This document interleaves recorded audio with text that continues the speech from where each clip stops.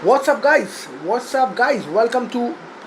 back to our YouTube channel and a new video। तो भाई आज हम बात करने वाले हैं इस बारे में कि क्यों मुझे लगता है कि आपको म्यूचुअल फंड्स अपने जो क्या कहते हैं म्यूचुअल फंड बेसिकली जो है वो उनको बेच देना चाहिए। तो मैं इस बारे में इसलिए बात करना चाह रहा हूँ क्योंकि मैं अब म्यूचुअल फंड्स में इंटरेस्टेड नहीं हूँ। आफ्टर करीब 5-6 साल के एक्सपीरियंस के बाद मुझे लगता है कि म्यूचुअल फंड्स उनके लिए तो नहीं है जो मार्केट को रोज़ ट्रैक करना चाहते हैं, जो मार्केट को रोज़ एंजॉय करना चाहते हैं। फॉर एग्जांपल मैं जब मार्केट को जब ब्रीथ करता हूँ, सुबह उठता हूँ और जब मैं अपना उठ के सबसे पहले फ़ोन देखूँगा और अगर मार्केट खुला हुआ है तो सबसे पहले मैं अपना पोर्टफोलियो देखता हूँ। सबसे पहले मैं देखता हूँ निफ्टी कहाँ जा रहा है, सबसे पहले मैं देखता हूँ कि डाउ जोन्स कहाँ है, निफ्टी कहाँ है।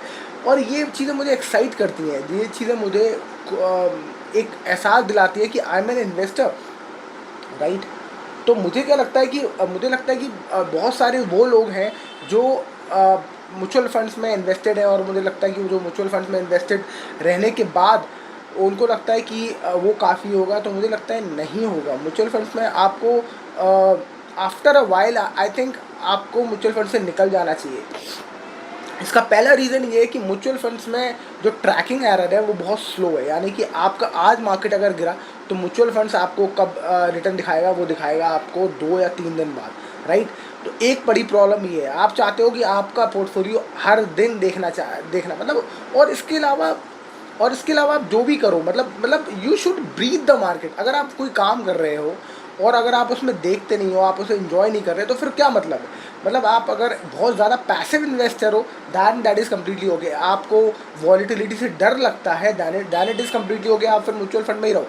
और अगर आपको लगता है कि आप ऊपर जब मार्केट में गिरावट आती है और स्टॉक एकदम से नीचे गिरते हैं तो आपको डर लगता है, तो आप म्यूचुअल फंड में रहो। पर आफ्टर अ वाइल जब आप म्यूचुअल फंड से अपनी जर्नी स्टार्ट करते हो, उसके बाद अगर आपने ट्रांसेंड नहीं किया, अगर आप स्टॉक्स में नहीं गए, आपने खुद का एक म्यूचुअल फंड नहीं बनाया, एक खुद का यूनिवर्स नहीं बनाया स्टॉक्स का, तो फिर आपने क्या किया। मतलब मुझे नहीं लगता है कि आप सिर्फ एक म्यूचुअल फंड को बैठ के देख के ही आपको बहुत एग्जॉर्बिटेंट रिटर्न्स मिल जाएंगे।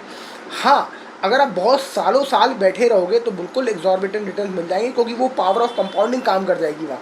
पर याद रखिए कि पावर ऑफ कंपाउंडिंग तो आपके स्टॉक्स में भी लगेगी, और जब स्टॉक्स में लगेगी और अगर आप थोड़ा बहुत भी म्यूचुअल फंड से स्टार्ट किया आपने जर्नी, पर थोड़ा बहुत भी सीखें, थोड़ा बहुत भी समझें, थोड़ा बहुत भी इन वीडियोस को देखें, तो आपको समझ में आएगा कि ROC क्या है, ROE क्या है, पी रेशियो क्या है। आपको एक बेसिक्स आइडिया भी आ गया, एक कॉमन सेंस आ गया कि स्टॉक्स कैसे काम करते हैं, कैसे मूवमेंट होता है, कैसे जो मेजॉरिटी ऑफ जो बड़े बड़े प्रोमोटर है वो अपने स्टॉक चेप देते हैं आम जनता को और हम लोग लेके बैठ जाते हैं, तो उससे कैसे बचना है। तो ये आप छोटी मोटी अगर कॉमन सेंस भी आप समझ लिया आपने, और एक मोटा मोटा आपने एक खांचा अपने दिमाग में समझ लिया, इकोनॉमिक्स के आपने कॉन्सेप्ट समझ लिया और आपको मज़ा भी आता है समझने में, तो आप समझो कि आप तैयार हो इन्वेस्टर बनने के लिए।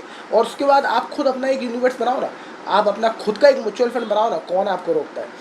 आपको करना क्या है, आपको वही म्यूचुअल फंड्स, वही स्टॉक्स उठाने हैं जो आपके म्यूचुअल फंड्स में, या फिर आप अपने वो स्टॉक्स उठाइए जो आपके म्यूचुअल फंड्स में नहीं है पर आपको लगता है कि इसका आगे बहुत क्या कहते हैं, इसका फ्यूचर है, इसमें प्रोग्रेस होने वाली है, इसमें बहुत ग्रोथ है इस सेक्टर में, तो आप उसके स्टॉक्स उठा लीजिए। और बहुत एक अच्छा सा डाइवर्सिफाइड हर सेक्टर में घुस के, हर सेक्टर में वहाँ के लीडर्स को उठा के, एक अच्छे स्टॉक्स उठा के, थोड़ा सा मर्ज करके, थोड़ा सा लार्ज कैप, थोड़ा सा मिड कैप और थोड़ा स्मॉल कैप करके आप खुद का एक म्यूचुअल फंड बना लीजिए। उससे आपको फ़ायदा क्या होगा, उससे बहुत फ़ायदा होगा। पहला फ़ायदा सबसे बड़ा कि आपको जो चार्जेस हैं वो नहीं देने, जो म्यूचुअल फंड कंपनी आपसे चार्जेस लेती है आपका फंड मैनेज करने की, वो नहीं देने। दूसरी बात, आपके पास जो डिविडेंड आता है, जो स्टॉक्स आप लोगे उसका डिविडेंड आपके पास डायरेक्ट आएगा, राइट। तो उससे आपको जो खून बढ़ता है, आपका जो हिम्मत बढ़ती है, जब आपके अकाउंट में मैसेज आता है कि this much amount has been credit to your account as dividend from Marico, या फिर हिंदुस्तान यूनिलीवर, या फिर सन फार्मा, तो आपको जो खुशी मिलती है वो एक अलग ही लेवल की खुशी है कि भाई आप इन्वेस्टर हो, आपको देखो डिविडेंड आ रहा है, राइट। हो सकता है वो डिविडेंड 2 रुपये आए, 5 रुपये आए स्टार्टिंग में, but you don't have to worry about that. It is almost मतलब हर किसी की जर्नी वहीं से स्टार्ट होती है, 1 रुपये, 2 रुपये, 5 रुपये, but after a while it will be a big portfolio and it will be a big journey. तो आपको आखिरी सीढ़ी का ना इंतजार नहीं करना, ना उसको देखना है, आपको सिर्फ नेक्स्ट स्टेप देखना है ना। और नेक्स्ट स्टेप आपका सिर्फ ये कि आपने म्यूचुअल फंड से आपने आप स्टॉक्स में शिफ्ट हुए हो, अब आप थोड़ी सी रिसर्च कर रहे हो, अब आप समझ रहे हो, और it's a long life process. आपको लगता है कि आज आप सीख जाओगे पूरा स्टॉक मार्केट और उसके बाद आप इन्वेस्टिंग करोगे, आज क्या आप अगले 20 साल 50 साल में भी अगर आप रहोगे तो भी सीख पाओगे। बहुत सारे इन्वेस्टर हैं जो सोचते हैं ऐसा कि दिस टाइम मैं कुछ अलग कर लूँगा और मैं बहुत बड़ा बंदा बंदा बन जाऊँगा, पर ऐसा नहीं होता। Market keeps on changing, market keeps on showing you new different things, और हर बार वो आपको नए नए रास्ते दिखाएगा, हर बार वो आपको नए नए कारण दिखाएगा कि जिसकी वजह से उसको गिरना है। हर बार गिरने का कारण अलग होगा, पर आप एक चीज़ नोटिस करोगे कि गिरना और दोबारा भागना या दोबारा बढ़ना ये समान रहेगा। ये एक दो चीज़ें हमेशा हमेशा कॉमन है, पूरे हिस्ट्री को उठा लो आप, कि मार्केट लगातार स्पीड में गिरता है और वापस बाउंस बैक भी करता है। ये दो चीज़ें बिल्कुल कॉमन है और आपको इस पे ही चलना है, आपको इस पे ही ट्रस्ट करना है। बहुत सारी इकोनॉमीज़ हैं जो बहुत स्टैगनेंट हो जाती हैं, जैसी जापान की इकोनॉमी है, पर वी आर इन इंडिया, और the biggest advantage we have right now is the human population which is growing, right, aspiring people. अब आप देखो कि आप दोस्तों से बात करते हो और मुझे बड़ा मज़ा भी आता है, मतलब हालांकि मैं बहुत ज़्यादा कंज्यूमर नहीं हूँ, पर जब भी मैं दोस्तों से बात करता हूँ कहते हैं मुझे ये कार खरीदनी, मुझे वो कार खरीदनी, मुझे वहाँ जाना है, मुझे वाइफ को लेके मुझे उस पर बाली जाना है। और मुझे लगता है कि देखो, ये अगर बाली जाएगा तो टूरिज्म सेक्टर बूस्ट होगा, ये अगर कार लेगा तो ऑटोमोबाइल सेक्टर बूस्ट होगा। तो मतलब you get a sense of idea कि जो हमारा ये यूथ है वो बहुत एस्पायरिंग है, उसको बहुत कुछ कंज्यूम करना है, उसको बहुत कुछ लार्जर देन लाइफ जीना है, और अगर उसको जीना है तो अभी बहुत सारा कंजप्शन हमारे देश में आना बाकी है। तो आप ये नहीं सोचो कि जापान की तरह आपका मार्केट हो जाएगा, आपको ये सोचना है कि मार्केट हमेशा ऊपर चलेगा, राइट। तो आपको जो, अब आप स्टॉक्स में आते हो तो आपको ये फ़ायदा होता है कि आपके पास डिविडेंड आता है, आपके पास आपके जो चार्जेस जो होते हैं म्यूचुअल फंड के चार्जेस, आप उससे बच जाते हो। और अब क्योंकि अब स्टॉक्स आपकी पोर्टफोलियो में, तो अब क्या करोगे आप, अब आप उनको बैठे बैठे देखोगे, आप उस पर रिसर्च करोगे। जब आपके कहते हैं ना कि जब तक बाइक हाथ में ना आए जब तक आप सीख नहीं सकते, जब तक आप ठोको ना किसी को तब तक आप सीख नहीं सकते। बचपन में मैंने बड़ा सुनता था कि जब तक बच्चा बाइक 2-3 लोगों में ठोकेगा नहीं, दीवार पे ठोकेगा, सीखेगा कैसे, right. This is how it works. आप अगर सोचो कि आप स्विमिंग पूल के बाहर बैठ के स्विमिंग सीख जाओ, आप नहीं सीख पाओगे। You have to get into the market, you have to go deep down into the market. Mutual funds is almost like that, आपने खरीद लिया और आप दूर से मार्केट को देख रहे हो, और वो बस आप स्विमिंग पूल में उतरना नहीं चाह रहे, पर आप जब स्विमिंग पूल में उतरते हो तो अब आपके पास मौका नहीं है, अब आपके पास टाइम नहीं है, अब आप, your money is at stake. तो आप क्या करते हो, आप हाथ पैर लगाते हो, राइट। जैसे आप स्विमिंग पूल में कूदते हो तो आप हाथ पैर चलाना स्टार्ट कर देते हो। तो इसलिए बहुत ज़रूरी है कि आप जब भी आप म्यूचुअल फंड से शिफ्ट करो तो आप स्टॉक उसमें जाओ, अपना खुद का म्यूचुअल फंड बनाओ, और उसके बाद अपनी जर्नी पिकिंग पोर्टफोलियो क्या कहते हैं, स्टॉक पिकिंग की आगे बढ़ाओ।